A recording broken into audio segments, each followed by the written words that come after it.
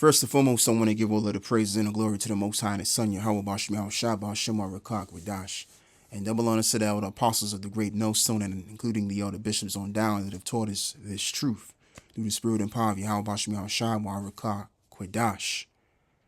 And salutes to the Akim out there that is sincere within the 144,000 and the rest of the elect. And this your brother Laban. And I want to talk about what we've seen, the ones of us which were there that seen this, and the ones that saw this on the computer. And this is definitely one of these omens, and this is the loudest omen to ever speak, which is a great indication of things to come. I mean, come on, we've seen this lightning strike on 3 buildings. Okay, important buildings at that, as the article gives it away. All right, the Empire State Building, the White House, and the World Trade Center. The U.S. Capitol. Right. So, again, there's no other way to really put it. This is a great indication of things to come, and the way that I see this is a means to an end of this civilization and the incoming of the Lord, the returning of the Messiah, something that we, the needy, the poor, have been expecting and been meditating upon this daily. All right. And the picture that we have in mind of all of that put together will fall into fruition in this physical realm. So let's begin by reading the book of Psalms 29, and we'll begin by reading verse 1. A psalm of David. Give unto the Lord, Yahweh, O ye mighty. Give unto the Lord glory and strength, and give unto the Lord the glory due unto his name. That's why we exalt the name. And those that claim to be Israelites should do the same. All right. And we know that the name of the Lord isn't Yeshua, Jesus, Yah. The Lord's name is Yahweh, and his son's name is Yahweh Shai. And those are the names that needs to be exalted. Okay? Worship the Lord in his beauty of holiness. The voice of the Lord is upon the waters, and the God of glory thundereth, and the Lord is upon many waters, literally and figuratively, which the many waters represents the nations all around the planet Earth. And the voice of the Lord is powerful, and the voice of the Lord is full of majesty. Okay? So the Lord thunders. When the Lord's voice is spoken, there lies thundering. So the voice of the Lord is the thunder. Okay, and like I said, this was done by the Heavenly Father, which is to show us of what's to come in the future. Now, could we be here in a matter of maybe 5 months? Could things happen for the worse for Esau to the point of Jacob's trouble in a matter of weeks? We'll have to wait and see. Or we could be here for another year. All right. But no matter what, the Lord is going to return and destroy this civilization. And that's what this indicates to me. All right. And so we're going to continue on the reading verse 5. The voice of the Lord breaketh the cedars. Yea, the Lord breaketh the cedars of Lebanon, and he maketh them also to skip like a calf. Lebanon and Syrian like the young unicorn. The voice of the Lord divided the flames of the fire. The voice of the Lord shaketh the wilderness, and the Lord shaketh the wilderness of Kadesh. Now the word wilderness is from the Hebrew word ma'idbar, which is to say wilderness, pasture, uninhabited land, wilderness, large tracts of wilderness around cities. Wilderness figuratively, and that's where I want to stop at, because America and all of the lands that we will put to shame and scattered abroad in is our wilderness, as it is also written in the book of Revelations, the 12th chapter, where it mentions that the woman fled into the wilderness, which the woman in this case represents Israel, which would be fled into America due to transatlantic slave trade. All right. And also that the the indigenous people of the Americas, which is Gad and Reuben, would be conquered and enslaved in as well. All right. And the woman fled into the wilderness. And plus, they got there before us too, the other 10 tribes during the time of the Assyrians, where she have a place prepared of God or the Most High that they should feed her there 1,203 score days. So what does it mean that she was taken care of? She was fed, meaning Jake was doing good in America. You got Jakes that were, prospering in America to a degree, like you see these rappers and stuff like that, right? And many other Jakes that have done reasonably well in this society through having good jobs, and also even the poorest among us, on Section 8, government support, you name it, right? So we've been taken care of as a people in the wilderness, which is America in this case, right? And the reason why the focus is on America, because for one, America is that land that the Lord is going to visit to destroy and to deliver majorly. And then the Lord is going to go elsewhere to deliver the elect scattered abroad in other places.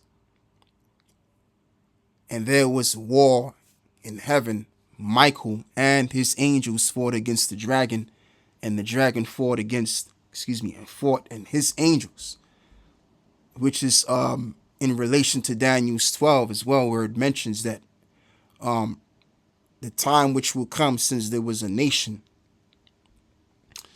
that's where there's going to be deliverance, and even Michael will be there. So the heavenly host, which will proceed right along with the fathership that Yahushua is going to be brought into, they're going to fight against the nations with their jet fighter planes.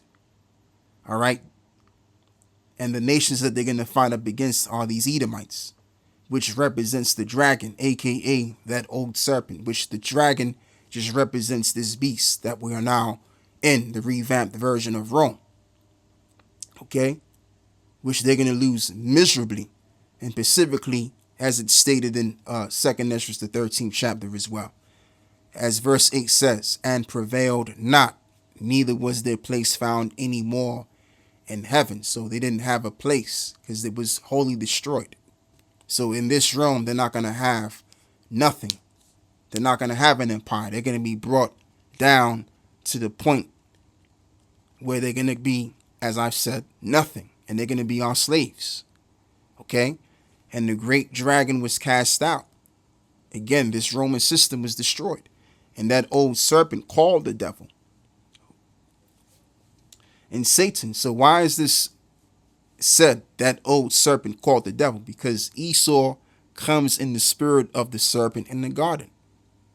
The serpent is in the reincarnation of Cain, and Cain came back as the reincarnation as Esau and their descendants. So that's where they're springing from.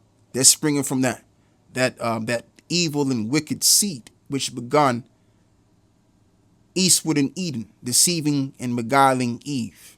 All right. Again, that old serpent called the devil and Satan, which the term devil means deceiver, and Satan, which means the adversary, from the Hebrew word shaitan. So when you look at the so-called white man's record, come on, it speaks volumes that he is the devil, that he is the shaitan that the Bible speaks about. All right. And even currently, we look at what these devils are doing currently. So their whole being is that which is against the nature of the Lord. As it is written, the Lord have created all things for himself, yea, even the wicked for the day of evil. So the wicked is going to be the wicked unto the very end. All right. Until he's cast out, as this reads as well. He was cast out into the earth, and his angels were cast out with him. So all of those air jet fighter planes are going to be cast down, because these military powers, these space forces, are going to try to fight these spaceships, these angelic forces. Okay. And as Yahushua said, that he would not meet him as a man, but as an angelic force. Okay. So that's what this lightning strike indicates. It indicates that their end is going to be. The Messiah is going to make a second return and destroy this place. And this is just a heads up, alert onto the heads, the powers that be, the various politicians. Okay? So I'm going to read a little bit of this article and we're going to get back to the scriptures. And what looked like the start of a clean state seems to have been hindered by nature's force. On the 31st of December, 5:36 Eastern time, if I'm correct, the Empire State Building, One World Trade Center, and the U.S. Capitol were all struck by lightning. And check this out. The Lord does things in threes. So again, as I'm going to say, I can't put it any other way. This is a great indicator that something will be had probably this year, or if not, the next coming. And so shall we wait and see. Luke chapter 10 and verse 18.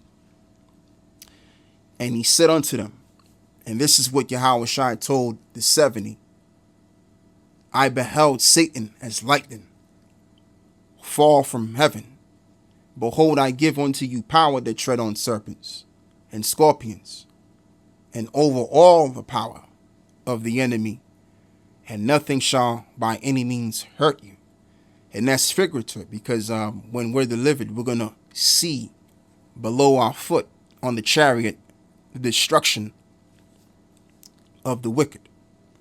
The wicked being the so-called white man, aka the dragon, the Satan, that old serpent, which is also known as the devil. All right. So there you go. This is what's coming up on the face of the earth. This is what we're going to begin to see. And this is what we, the poor, the needy, expect to happen. All right. As it is also written that the Lord will not forsake the expectation of the poor forever. And so does the Lord want it much more than we want it. All right. Yahushua in this case, he's itching to come down here to wreak havoc. Rightfully so. So that's all I got, man. With that, I want to give all of the praises and the glory to the Most High and His Son, Yahweh. Bahashem Yahushai. Bahashem Waharikah Kwadash. And shalom to the elect overall, 144,000 and the 1/3. I'm out. Shalom.